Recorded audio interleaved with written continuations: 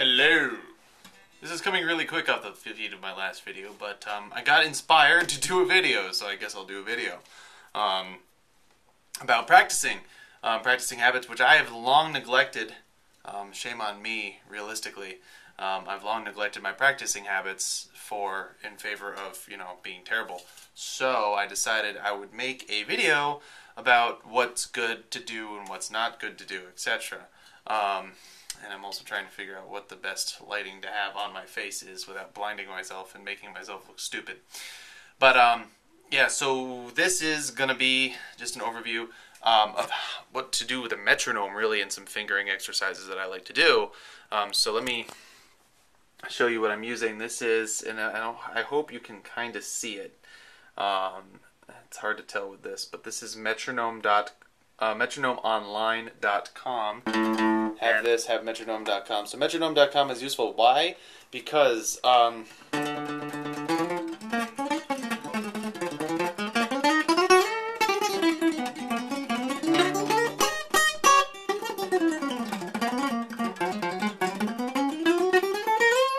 anybody can play like that. And it's fairly impressive. It's kind of cool.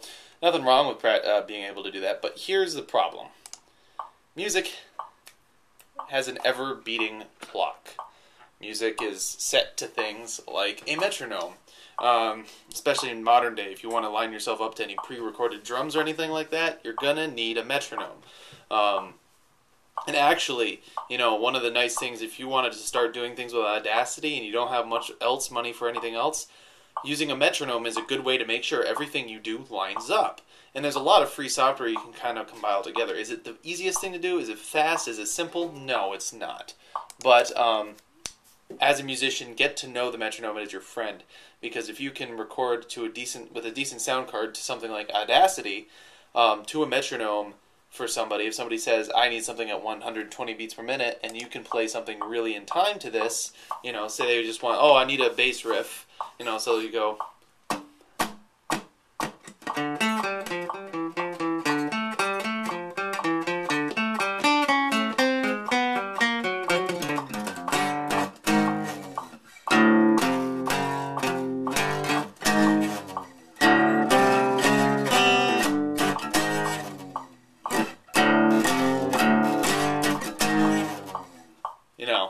So that's part of the reasons a metronome's really good to have. So other things that's nice about a metronome, which I'm going to see, is it helps you just be more in time. So like anybody can go.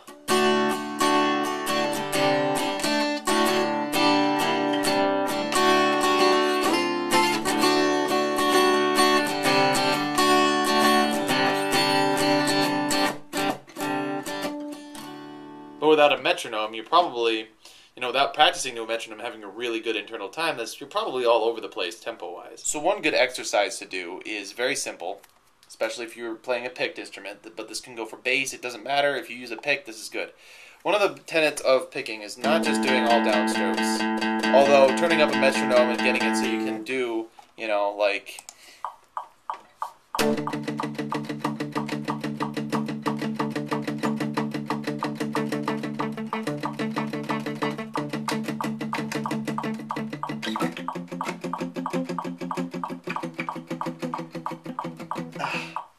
Yeah, see, it's a very nice tool, because, if you start with, like, you start slowing down, you ever slow it down a little bit with the metronome in your ear, you're like, no, I have to keep going, and it's good, if you wanted to work on that, for instance, like a punk thing, you just learn how to downstroke really fast by practicing to a metronome. It's really easy, and it's actually a little less noisy, because you've had a pair of headphones on, it's very nice stuff like that. This is very useful for people who live in apartments, don't want to disturb their roommates by, using electric or even just muting it. They can make some noise, but, if your roommates are trying to study, they can do it with headphones on and everybody's happy. So, the other thing is good is making sure you're even with that. Now, it's, good about the speed, but what I like to do, one thing that was taught to me was, this is 60 beats per minute. This is literally 1 beat per second. So, I don't know if I started it in time to whatever the clock is, but if you look down, you probably see it's about 1 beat per second. This is 60 beats per minute, and that's what everything is done. So one thing you want to do is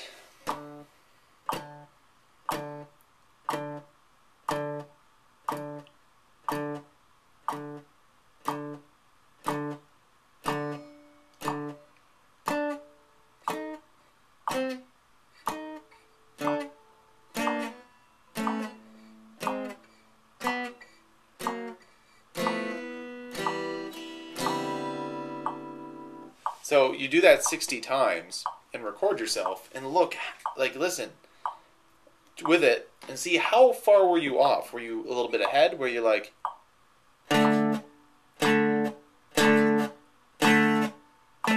or you're like doing a little fast, or are you a little bit behind where it's, you know, where you're like listening for it. So there's like behind, because the beat is determined by the metronome. So if you're playing ahead of the beat, you're playing too fast. If you're playing behind the beat, you're playing too low. Final lesson for this video. Take 60 beats per second. Or actually, you can start with 120. I like 60 and 120 because they're easy to, you know, divide and stuff. But so alternate picking. And do this exercise. You record yourself if you can.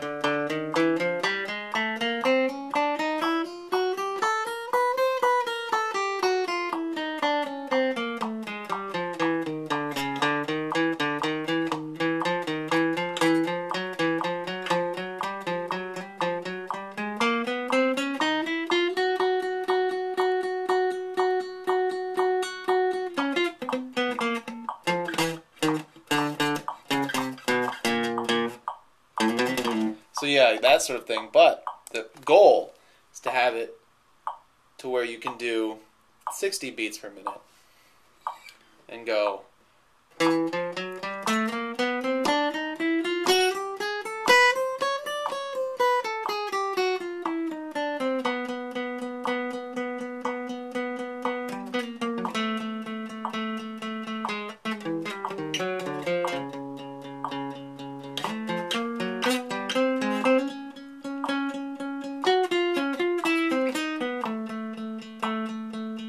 And not lose the tempo.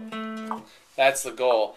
And I know, actually, if you look under, so that's it for this one. Let me just give you some supplemental stuff to check out, just because it's really cool to watch. So, I hope you enjoyed that sort of crash course on how to use a metronome, you know, without having to go to a university or anything else. I know in my youth, like, people talked about metronomes and, like, you really should practice with a metronome, and it was really kind of nebulous as to what, like, that meant. Like, you know, it helps get your tempos faster. But I was a saxophonist. You know, a melody instrument doesn't really need to worry about that as much necessarily. When I started playing bass, it started becoming really apparent that I needed to practice with a metronome, though I never did. I just kept recording, and that kind of helped. But one thing that'll help you get really good faster is if you focus on one thing.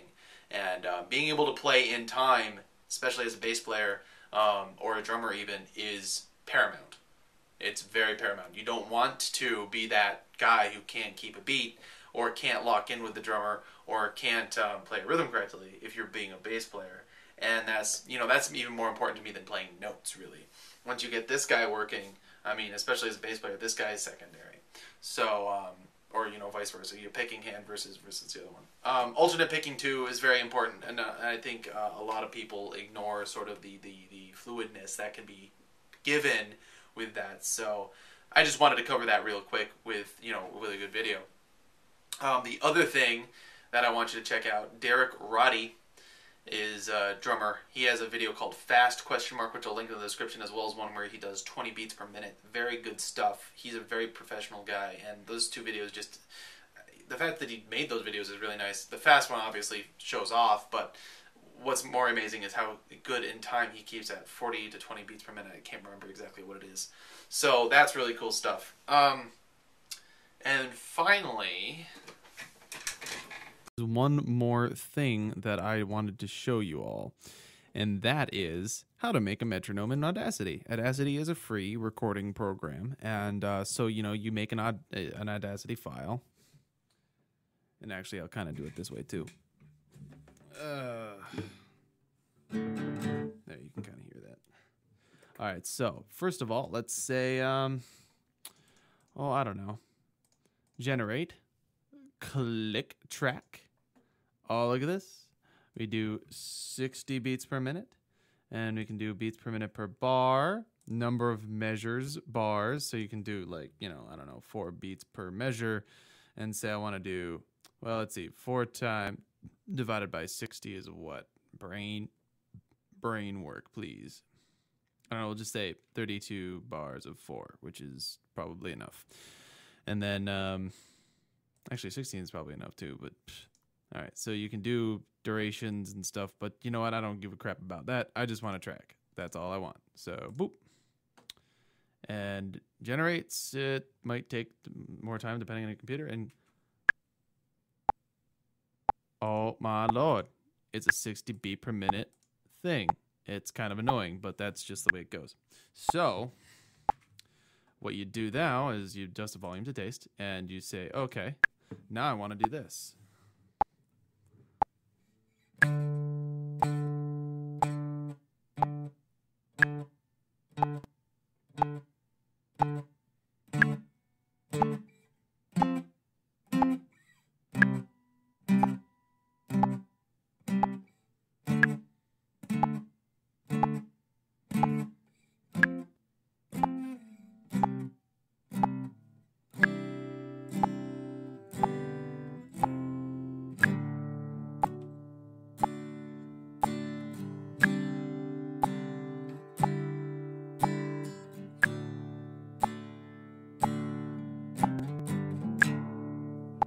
And of course, you won't be doing it like I'm doing it, so you won't have to worry about it overlaying. Okay?